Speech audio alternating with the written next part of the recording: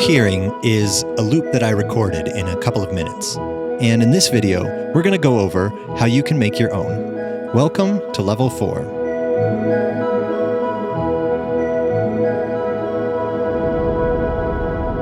Traditional tape looping is a method of building up layers of sound using magnetic tape recording on top of itself.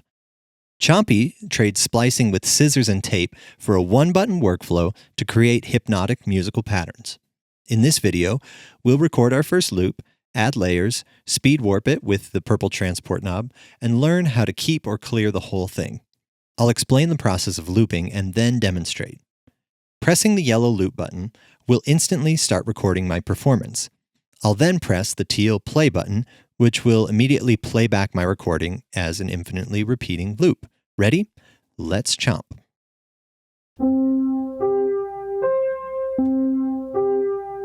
The white LED means the loop keeps rolling, but nothing new is being added as I play.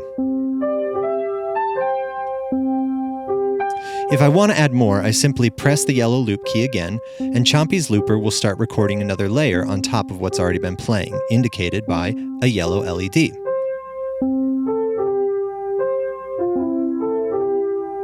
This is called overdubbing. When I'm finished, I can tap the loop key again to stop overdubbing. We can repeat this process over and over to create dense soundscapes.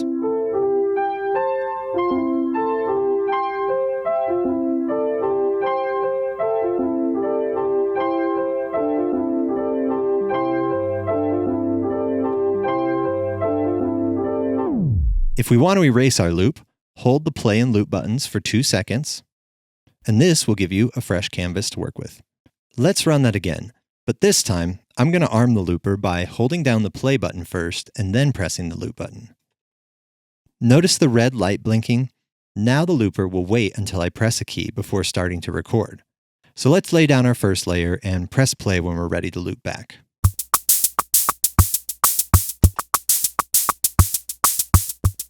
While the looper plays, I can change to a new sound and add another layer.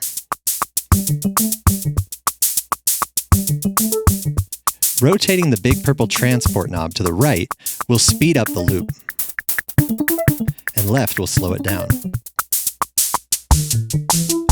And if we keep spinning left, it'll play in reverse. Holding shift while turning makes pitch changes in steps of fifths and octaves, just like the speed knob we talked about in Level 2. Pressing the transport knob will snap us back to normal speed. I'm going to record the next layer while the loop is running at half speed.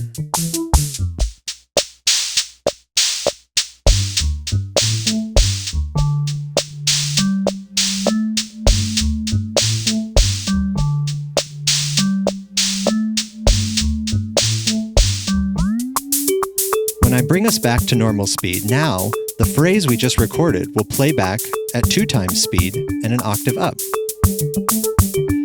This is the magic of tape loops. By default, effects are applied before they reach the looper engine and will be baked into the loop, but there's a setting that moves the position of the effects to come after the looper. Hold shift and tap one of these 2 effects position keys. The left key is pre-looper and the right key is post-looper. Try tossing a delay after a loop for swirling echoes.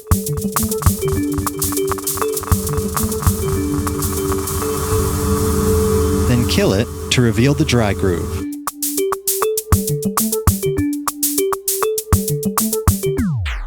Because loops live in a temporary buffer, when you power off, they're gone. If you love your loop, save it. Hold the CHOMPI key with the mode switch down and tap the green copy key, followed by the play button to select the loop. I'll find a bank with an empty slot and select where I want my loop to be saved. Pressing the CHOMPI key again will confirm the save. You can collect your favorite loops and repurpose them in future loops. You can also quickly start new loops from existing presets by performing the copy steps in reverse. Hold the CHOMPI key down with the mode switch down and tap the green copy key, followed by the preset you want to copy. Then, paste the loop into the looper engine and press the CHOMPI key to confirm the action. You now have that preset loaded into the looper engine, ready to build on top of.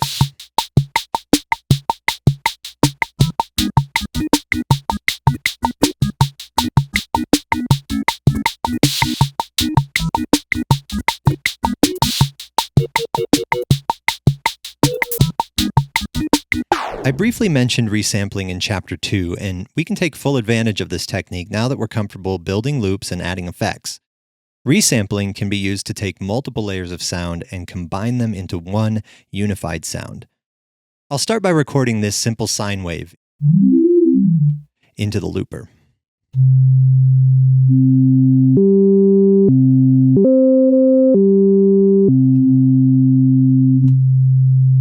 I'm going to add a couple of layers to this loop to give this sound a more evolving texture.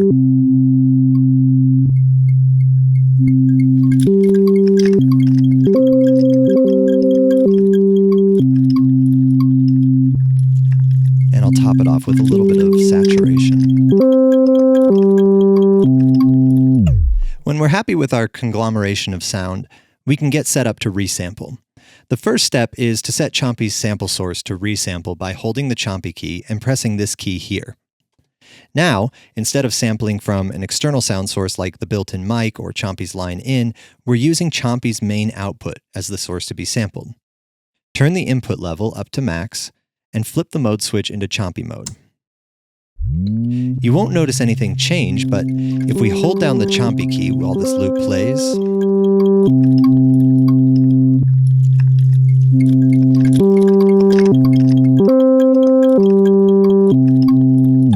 we now have a sound that combines elements from multiple presets and effects that we can trim, shape with the envelopes, and save as a preset to be played across the keyboard.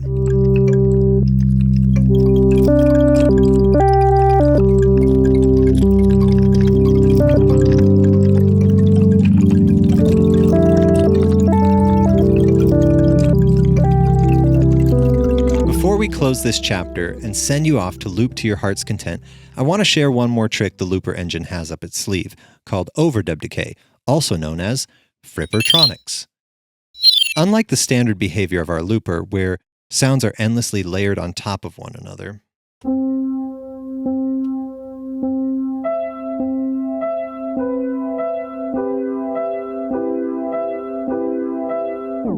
this technique will lower the volume of previously recorded material as the loop continues overdubbing. Holding the CHOMPI key and pressing the play key will activate overdub decay, decreasing the volume by 10% with each overdub of the loop. Further presses will continue to lower the percentage amount by intervals of 10% at a time.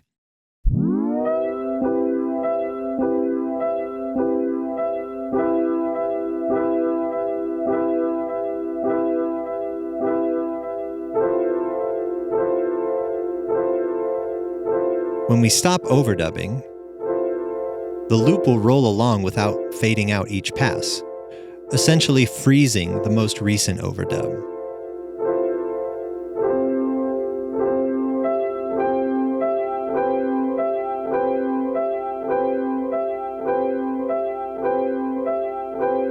To increase the volume percentage and return back to standard loop operation, press the CHOMPI plus loop key until the LEDs reach their maximum brightness.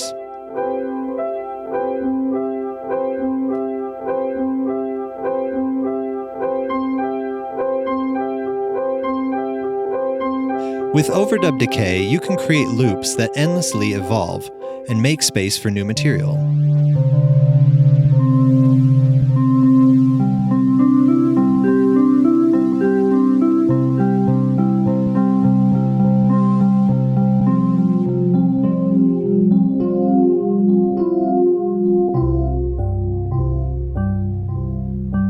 Now it's your turn.